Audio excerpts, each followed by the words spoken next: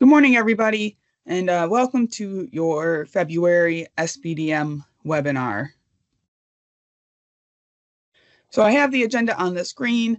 We're going to talk about alternative model applications, SBDM coordinator and trainer endorsement trainings, election tips, staffing allocation reminders, and then phase 4 of the comprehensive school improvement plan. So SBDMs can add additional voting members non-proportionally to the statute or add classified or students through an alternative SBDM application. You can find the application and guidance documents on the SBDM Technical Documents webpage. And we are accepting applications for alternative models through the end of this month, so February 28th.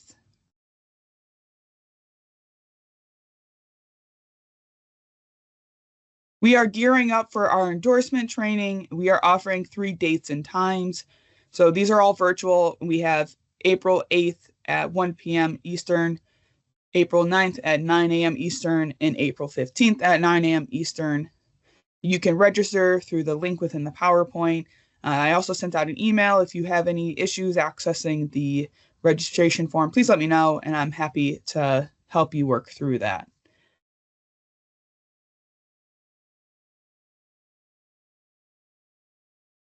We are getting very close to the beginning of SBDM elections. Just as a reminder, schools with 8% or more minority student populations require minority representation on their SBDM council. So we determine minority student population through the SAR document, and that SAR document is usually released sometime in August. But your district or your schools can use the Infinite Campus data from their schools as of October 1st, 2024, to determine if the council will require minority representation. So you can look up today, and as of October 1st, 2024, and see which schools require minority representation instead of waiting on us to release that document in August 2025. With the elections occurring so soon, I wanted to share 2 new documents that are going to be available to your schools. We have parent and teacher representative election flyers. So let me go ahead and share.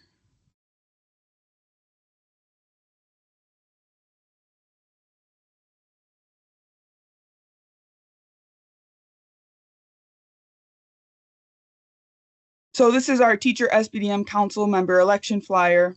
It sort of explains what a council is, and then also describes the who, what, where, when, why, and how. We have the where and when left blank. So this is editable for your principals to, fill in the appropriate information as to where SBDM council meetings are held and when they are held. But it just gives the statutory definition of a teacher. It describes what we're looking for. So an SBDM teacher representatives, why, and then how they can get involved.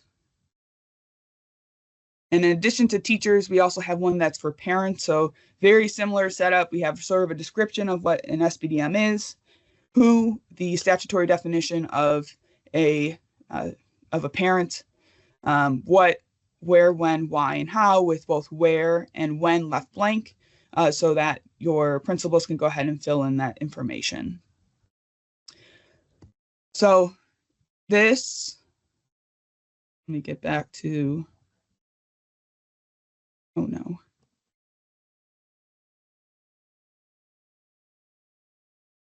These documents are going to be posted on the SBDM Technical Documents webpage. I am also going to share out the actual PDFs of those, so you guys can have them available to start using immediately.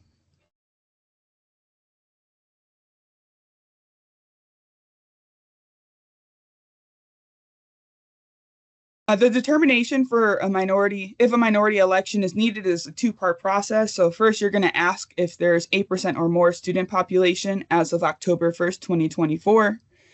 If no, it's less than 8%, then there's no need for minority representation. And then if yes, then the council will require minority representation. And some tips. So if your school does require minority representative, the school should host its regular election first instead of hosting a regular election and a minority representative election simultaneously. I know that it tends to be a little bit easier just to sort of get the elections out of the way, but if a minority representative is elected during that general election, then there is no need for a special election. So we really suggest that you host those regular elections first and see if a minority representative is elected. And then if there is not, then go ahead and host that special election for a minority parent and a minority teacher. And then just as a reminder, a minority is actually defined in statute. So it's defined as American Indian, Alaskan Native, African American, Hispanic, persons including Mexican, Puerto Rican, Cuban, or Central or South American origin, Pacific Islander, or other ethnic group underrepresented in the school. So the definition of minority is within the SBDM statute.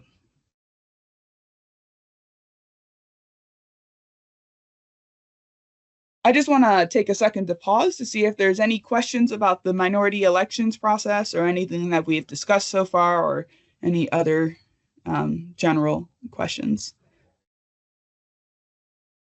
So tentative staffing allocations are due on councils by March 1st, due to councils by March 1st, and the final allocation is due by May 1st.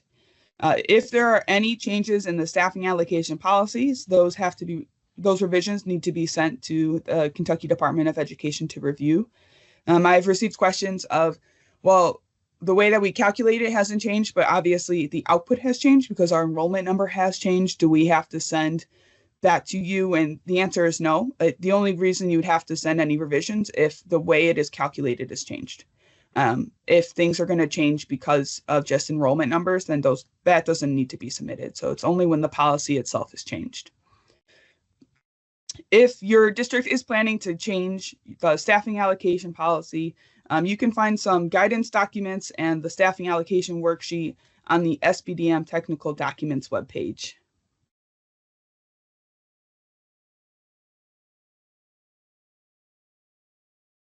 We are currently in phase 4 of the Comprehensive School Improvement Plan. So during this time, schools are monitoring their CSIP to ensure needs of their students are met and student outcomes are positively impacted. So we are asking ourselves, how do we know if our strategies and activities meet the needs of our learners? And will we adjust or stay the course? During this phase, schools should also be developing their professional development plan. That PD plan for the 25-26 school year is due on May 1st.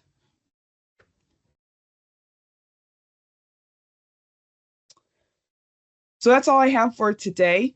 I'm going to include the attendance verification document in the chat, but I also want to let you know that when I send out a recording of this webinar, I'm going to attach a webinar survey, and this is going to be different than the attendance verification that you're going to complete today. But this survey is designed to sort of get feedback on the frequencies of these webinars.